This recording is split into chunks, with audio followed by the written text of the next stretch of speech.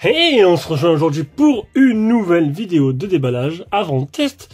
Et aujourd'hui c'est un Cubo, le Cubo P80. Alors oui, ça fait 5 mois quand même qu'il est sorti. Je me suis dit bon, une nouveauté qui m'envoie et tout.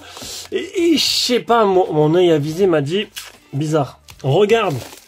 Donc ça faisait longtemps que Cubo m'avait rien envoyé et en fait j'ai vu qu'il y avait déjà pas mal de tests sur ce téléphone là. Donc c'est sûr que du coup, dommage, j'aurais fait le tester à sa sortie parce que là 5 mois après, je pense qu'ils veulent le mettre un peu en avant pour la fin de l'année et surtout pour ce Black Friday. Donc 2 vidéos comme d'habitude. On va voir ce que ça donne. Donc déjà, on peut voir l'inspiration flagrante de ce téléphone. L'inspiration flagrante, il y a pas à chercher loin. Donc on est sur un iPhone, un téléphone iPhonesque. Ah, ça s'en va pas. Ah, il y a un film. Une inspiration iPhonesque. Alors on va enlever tout ça d'un coup. Bon après, si après c'est d'inspiration iPhonesque et que c'est plutôt bien fait, joli, mais pas cher, pourquoi pas?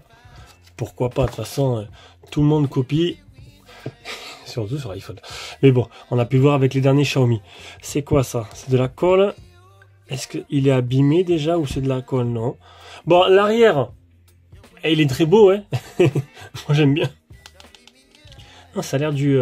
Alors, c'est ou du plastique, ou du verre, ou du... Je sais pas.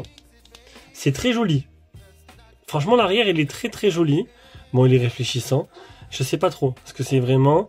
Donc niveau design, vous aurez compris.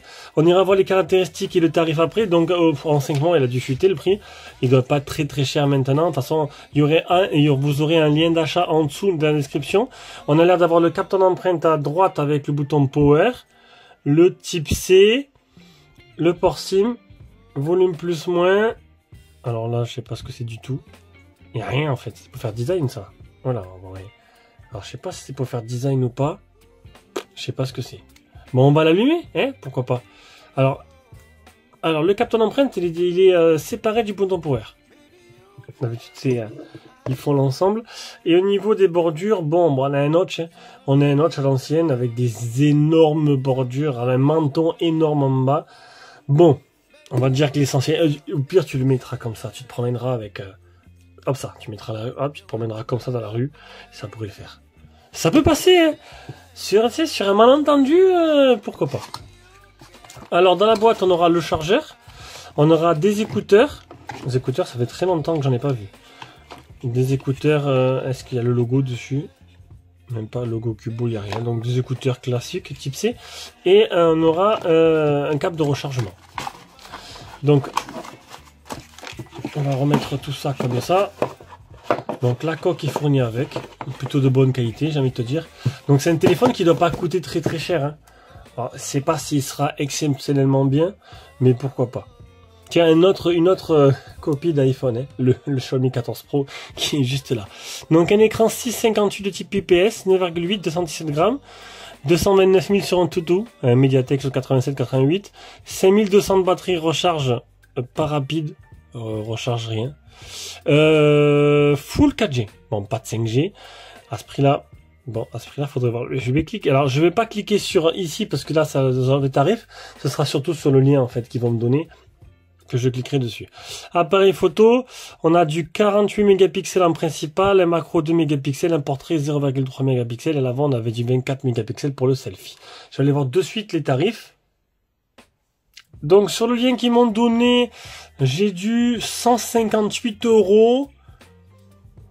Il y a des codes, il y aura sûrement des codes. En plus, on est en plein Black Friday, donc du coup 158, je pense qu'il y a moyen de l'avoir un peu plus cher avec tous ces codes. De toute façon, ils m'ont demandé que je poste la première vidéo là dans la semaine, et la deuxième, elle arrivera quand elle arrivera. Et après, écoutez, je fais les produits dans l'ordre d'arrivée. Donc j'adore l'arrière. Je pourrais continuer à faire comme ça, ce serait très bien.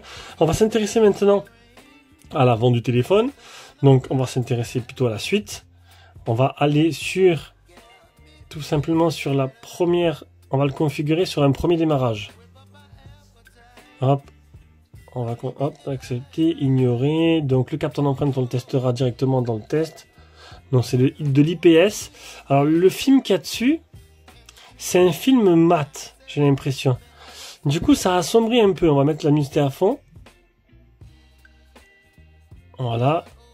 Non, une luminosité qui a l'air plutôt bonne, j'ai envie de te dire. Le NFC qui est activé d'origine. Alors là, c'est plutôt sympa. Allez, donc on va s'intéresser un peu. Côté là, on est sur du Google Stock. Non, non, il n'y a pas de tiroir d'application. On est sur une petite surcouche. Ça a l'air assez fluide. Bon, là, c'est que le début. C'est vraiment une première utilisation. Ça a l'air assez fluide. L'unité là à fond. L'image est plutôt... Le téléphone est plutôt joli dans l'ensemble. Voilà, il donne plutôt bien.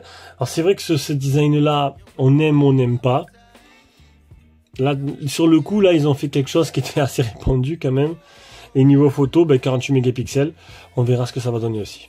Donc c'était vraiment un premier déballage avant un futur test. Donc si tu as aimé la petite vidéo, tu peux t'abonner, un petit pouce bleu, un petit commentaire et puis un petit don sur Tipeee avec le bouton rejoindre sur YouTube.